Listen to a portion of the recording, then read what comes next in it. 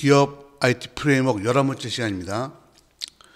지난 시간에 이제 드디어 이제 디자인 패턴을 이제 시작한다고 했습니다. 그래서 처음으로 제가 뽑은 게 어댑터 패턴이라고 그랬는데요. 자, 간단하게 보겠습니다. 그러니까 그 배너 같은 이런 클래스를 만드는 거죠. 이걸 배너라고 보시면 안 되고요. 예를 들면 이렇게 보시면 돼요. 레포트를 찍는데 레포트에 보면 윗부분을 찍는 거, 요 회사 로고 같은 거겠죠. 밑에 부분 뭐 복사 금지 뭐 이런 거 들어가겠죠. 요거는 이제 데이터 쿼리에서 데이터 찍는 거, 그렇게 보시면 되죠. 그래서 그런 것들은 레포트를 찍는데 관련된 것들만 관련된 함수들이잖아요. 그걸 모은 거예요. 그래서 어떻게 해요? 관련된 함수를 모아서 배너라고 만든 거예요. 그래가지고 이제 이런 일반 응용 어플리케이션에서 배너를 갖다 쓰는 거죠. 그때 배너를 이렇게 바로 갖다 쓰게 되면 배너의 함수가 바뀌게 되면 이것도 여기도 바뀌게 되잖아요. 그런데 이게 만약에 배너를 갖다 쓰는 게 이거 하나면 뭐 좀 낫겠는데 이게 이제 우리나라 중요한 클래스라서 이 배너를 갖다 쓰는 메인이 되게 많다면 어떻게 해야 돼요? 큰일 나는 거죠. 나중에 후임자가 왔어요. 후임자가 왔는데 이게 바뀌었어요. 그래서 후임자는 어떻게 돼요? 배너를 쓰는 이 모듈이 뭔지 모르지만 다 찾아가지고 이거 바꿔줘야 돼요. 그래서 보통 안 바꾸고 다시 개발하죠. 그래서 객시장으로 잘못 개발한 것들은 한 2년만 지나면 이제 걸레가 된다고 하죠. 그렇게 되는 거예요. 그래서 이걸 갖다가 어떻게 하라고 했냐면 여기서 보는 것처럼 그 클래스와 사용하는 프로그램 간에 완충을 하나 두라는 거죠. 진짜 어제 여기까지 설명했어요. 자, 보겠습니다. 완충을 두는 게 뭐냐면 요거예요. 요거를 이게 완충인데 여기서 뭐냐면 이제 프린트라는 거를 구현하죠. 프린트는 인터페이스잖아요. 인터페이스에 보면 이런 함수가 있죠. 그래서 요걸 구현하라는 거죠. 그리고 배너를 상속받는 거니까 배너에 있는 기능들을 제가 물려받는 거죠. 그래서 이렇게 만들어 놓으면 어떻게 되냐면 보세요. 프린트 배너라는 놈은 프린트를 구현해야 되니까 당연히 이 안에 프린트 위크 보이시죠? 프린트 스트롱 보이시죠? 러브 투 구현해야죠. 그리고 구현할 때 여기서 얘가 뭐를 콜해요? 이 배너에 있는 함수를 콜하는 거죠. 이렇게 만들어 주라는 거예요. 잘 보세요. 중요한 거예요. 이렇게 만들어주면, 이제, 요걸, 이제 사람들이 응용 어플리케이션 짜는 사람들은 어떻게 짜요? 이게 프린트가 위에 있으니까 프린트형 가지는 프린트 배너하고 초기화 시켜주죠. 그래서 어떻게 돼요? 프린트 배너 점 프린트 위크, 프린트 스트롱, 프린트 위크, 프린트 스트롱 하죠? 그럼 이제 프린트 위크를 콜하게 되면 프린트 위크는 쇼 위드 팜, 뭘 콜해요? 배너에 있는 걸 콜하죠. 이렇게 만들어 주라는 거죠. 이렇게 하면 어떤 일이 벌어지는지 보세요. 자, 요거를 쓰는 요런 프로그램은 되게 한 100개, 1000개쯤 된다고 그랬어요. 근데 만약에 이제 배너는 바뀔 수 있죠. 그죠? 배너에 뭐 함수 하나가 이름이 바뀔 수 있죠. 그건 언제든지 다반사로 발생하는 거죠. 그랬을 때 바뀌게 되면 어떻게 하면 된다고요? 자, 여기서 바뀌게 되면 여기서 이름 바꿔주면 되죠. 그죠? 이건 안 바뀌나, 프린트 위크는 안 바뀌었죠. 그러니까 어떻게 돼요? 이 프린트 위크를 사용하는 이 많은 프로그램들은 전혀 바뀔 필요가 없죠. 그래서 이렇게 만들어 주라는 게 어댑터 패턴의 1차, 어제 설명한 얘기였어요. 그럼 이제 오늘 이제 어댑터 패턴을 만드는 그 에릭 감말 이런 어마어마한 분들이 뭐 그렇게만 했겠어요. 그거에 대해서 그 숨은 의미를 제가 다시 한번 2차를 설명해 드리도록 하겠습니다. 자, 보겠습니다. 자, 보세요. 지금 보세요. 프린트 배너를 할 때 이 사람은 어떻게 했냐면 배너를 상속을 받으라 그랬어요. 그죠? 그리고 프린트를 구현하라고 그랬어요. 아, 요게요. 요 문장이 이게 의미가 굉장히 있는 거예요. 요 문장에 대해서 제가 여러분한테 요 의미를 설명하기 위해서 제가 여러분들께 이제 그림을 하나 보여드릴게요. 지금 요거는 엄청 중요한 거예요. 자, 보세요. 짠. 좀 복잡해 보이지? 하나도 복잡하지 않아요? 자, 볼게요. 자, 여러분이 이제 로직이 있어요. 예를 들면 뭐 레포트를 찍는 것, 화면을 입력 화면을 만드는 것, 출력 화면을 만드는 것 이런 게 있어요. 그럼 레포트를 찍는 것을 가정해 볼 때 레포트 찍는 거에서 보면 위에 부분을 찍는 것, 아래 부분을 찍는 것, 본체를 찍는 법 이렇게 할 수 있죠. 그럼 그거를 레포트를 찍는 그런 것들을 묶어서 배너라고 선언할 수 있죠. 또 만약에 데이터베이스를 액세스하는 거예요. 데이터베이스 액세스하는 그 모듈들이 있어요. 그러면 뭐 A라는 테이블을 액세스하는 거, B라는 테이블을 액세스하는 거, C라는 테이블을 액세스하는 걸 해서 그걸 갖다 모아서 DB 액세스라고 만들 수가 있죠. 그러니까 여기 보세요. 자, 우리 회사에서 입력, 레포트, DB 액세스를 위한 그런 로직들 있잖아요. 그걸 갖다가 미리 만들어 놓고 나서 그걸 갖다가 묶어요. 레포트에 대한 거는 배너로 묶고, 입력하면은 뭐 입력화면으로 묶고, DB는 DB로 묶고. 그래서 그걸 이렇게 선언해 놓는 거예요. 로직을. 이해했죠? 어렵지 않아요? 중요한 거예요, 이거. 그러니까 우리 회사에 프로그램을 짤 때 필요한 어떤 로직들이 있는데 그걸 갖다가 이렇게 용도에 따라서 입력하면, 출력하면, 레포트를 로직들을 쭉 만들어서 그걸 묶어놨어요. 자, 그 중에 하나가 배너라고 보시면 돼요.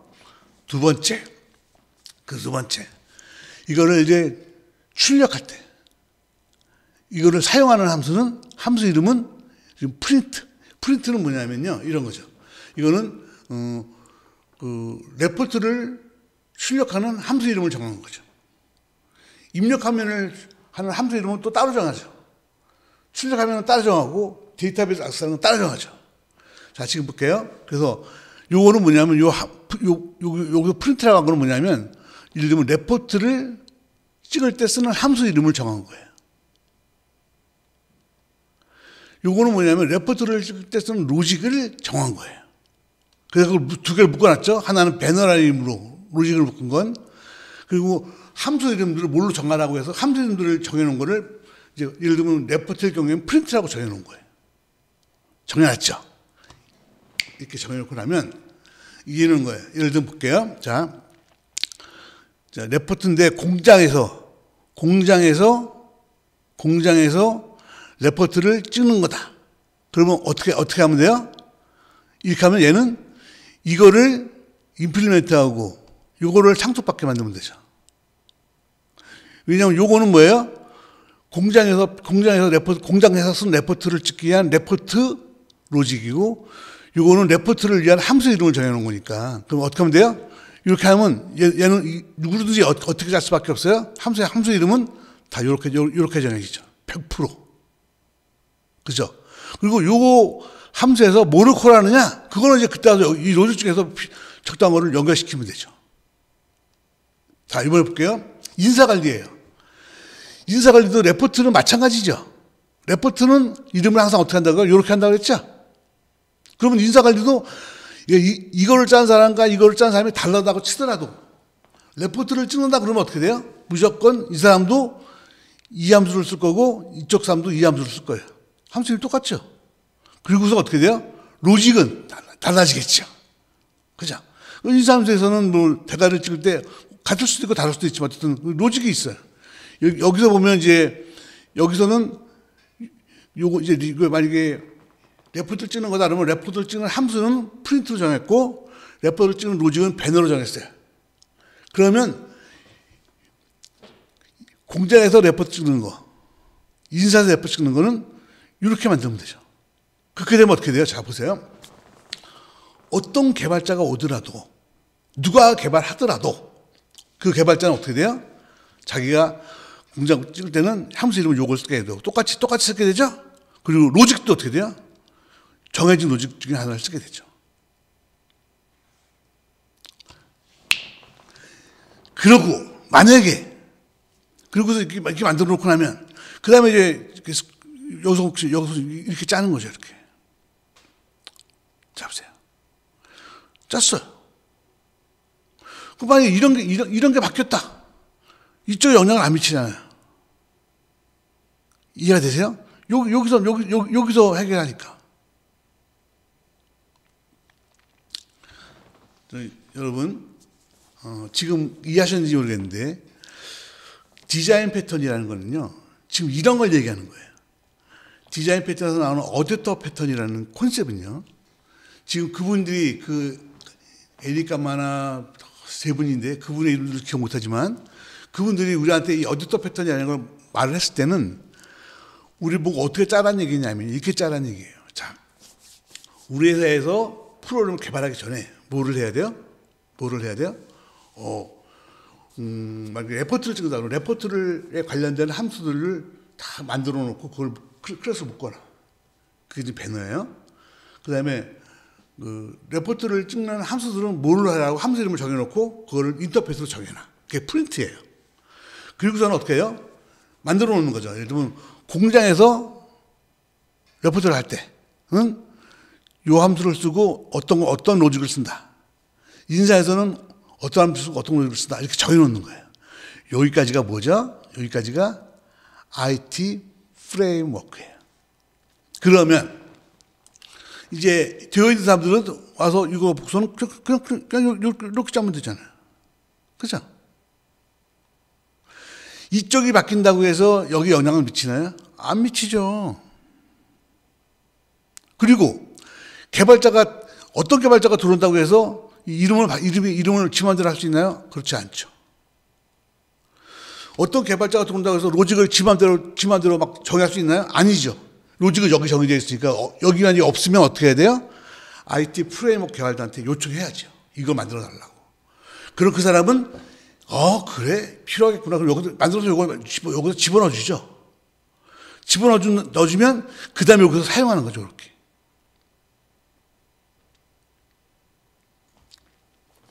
그러니까 기존에 보면 이제 디자인 패턴 같은 데 보면 책들이 어댑터 패턴을 그냥 이렇다고 설명하고 말아요. 그게 실무에서 어떻게 쓰이는지에 대해서는 아무도 설명하지 않잖아요. 오늘 제가 설명을 드리는 거예요. 그래서 여러분들은 디자인 패턴 중에 하나예요. 이제 하나 배운 거예요. 어댑터 패턴을 배우게 되면 무엇을 깨달을 수 있어요? 그 사람들이 우리한테 가르쳐주고 하는 게 뭐냐면 어떤 단위 작업들, 레포트를 찍는다랄지 입력하면 출력하면 DB 액세스 한다랄지 뭐 이런 것들이 좀 있으면 그것들을 로직을 다 구현을 해놓으라는 거예요. 그리고 관련된 로직이 묶어놓고 클래스로 묶어놓고 그리고 이걸 출력할 때는 레포트를 출력할 때는 어떤 이름을 쓰라고 또 그것도 이름을 선언해놓고 인터페이스를 묶어놓는 거예요. 그래서 그것들이 실제로 이제 공장에서 할 때 인사부서에서 할 때 이렇게 서로 매칭 시키는 거죠. 이게 다르더라도 레포트니까 함수는 같을 거고요. 그렇지만 아마 로직은 다르겠죠. 연결시키죠. 그죠? 이렇게 해놓으면 함수 이름도 같아지고 개발자가 와서 로직도 함부로 개발하지 않죠.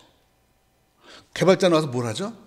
주어진 로직을 이용해서 주어진 함수를 만들어서 갖고 온 값을 갖고서는 뭐 화면이 어떻게 부러진다랄지 GUI를 구성한다랄지 이런 작업들을 하는 거죠. 그게 사실은 프로그램에서 한 70% 차지하죠. 그 작업을 하는 거지. 이 사람들이 핵심 로직을 개발한다거나 함수를 막 이름을 한다거나 이렇게 하지 않는 거예요. 그래서 오늘 어떤 패턴에서 우리한테 가르쳐주고자 하는 건 뭐냐면요. 어떤 개발자가 개발하기 전에 로직과 그 어떤 작업을 위한 함수를 클래스를 따로따로 정의를 해가지고 그거를 실무에서 부서별로 공장일 때 인사일 때 서로 매핑을 시키라는 거죠. 이 함수는 여기서 이 함수가 뭐랑 매핑되는지 이렇게 매핑을 시켜서 사용하라 이거예요. 그렇게 하면 로직이 바뀔 수 있죠? 이쪽에 영향을 안 미쳐요. 그렇죠? 어댑터 패턴의 어제 설명한 거는 어댑터 패턴의 1차적인 관점이라고 보시면 되고요. 오늘 설명한 건 어댑터 패턴을 IT 프레임워크에 확장할 때 어떤 모양으로 가져가야 되느냐에 대해서 제가 설명하고 있는 거예요. 요거 이해되시죠? 요거는 레포트에서 쓰는 함수의 이름을 정한 거고, 요거 레포트에서 쓰는 로직을 정한 거고, 또 하나는 레포트에서 쓰는 함수를 정할 수 있죠. 아니, 입력 화면에 함수를 정할 수 있고, 입력 화면에서 로직을 정할 수 있죠. 이런 것들이 쫙 만들어져야 돼요. 그 상태에서 내가 인사부서일 경우에 입력하면은, 공장일 경우에 입력하면은, 공장일 경우에 레포트는, 인사부서의 레포트는 이렇게 매치시켜서 짜는 거예요. 이렇게 짜면 나이스 하잖아요. 여러분이 보기에도 멋있을 것 같지 않아요? 하나도 어렵지 않잖아요. 어려워요? 안 어렵죠? 그래서 실제로 이렇게 만들고 나면 프로그램을 이렇게 짠다는 거예요. 그러면 이 프로그램은 로직 변화에도 무관하고 참 나이스하죠. 관리하기도 편하고 이거를 읽기도 편해요. 왜? 이것들이 어딘지도 다 알잖아요. 그죠? 그리고 소스에서 이거를 보면 당연히 이거는 뭐라고 생각할 수 있어요? 아, 레포트를 찍는 함수구나. 이렇게 벌써 할 수 있는. 그러니까 프로그램이니까 너무 편한 거예요. 관리하기도 편하고.